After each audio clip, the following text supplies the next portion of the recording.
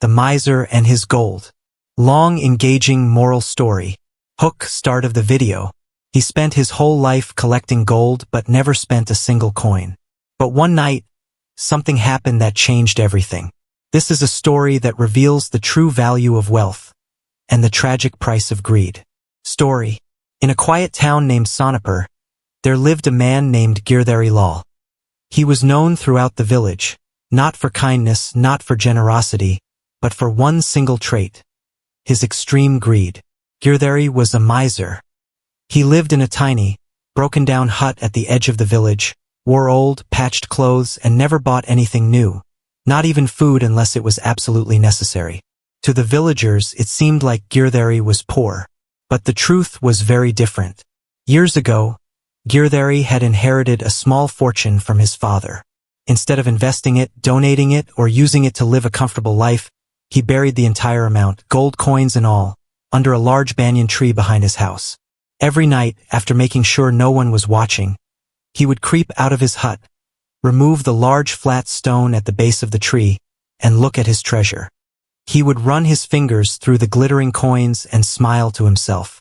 Then, he'd cover it back up and return to his cold, dark hut. He never spent a single coin. He refused to buy a bed. He ate dry bread and drank water for most meals. If someone asked him for help, even in desperation, he would shout at them and slam the door. All he cared about was that his treasure remained untouched.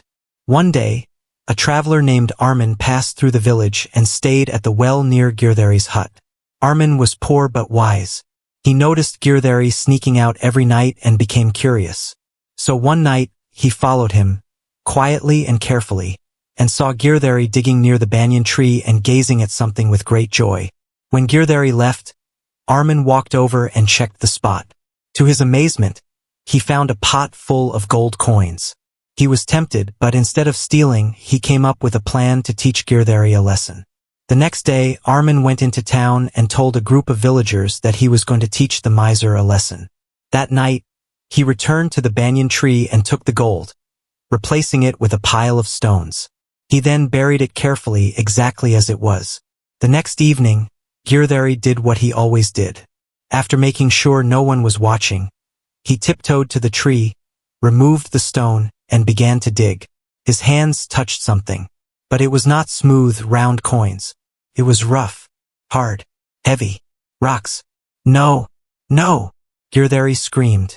He clawed at the dirt, frantically digging deeper, convinced he had made a mistake. But the gold was gone. The next morning, the villagers awoke to the sound of loud wailing.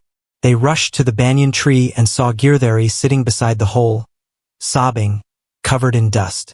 "My gold, my life's treasure. Someone has stolen it," he cried.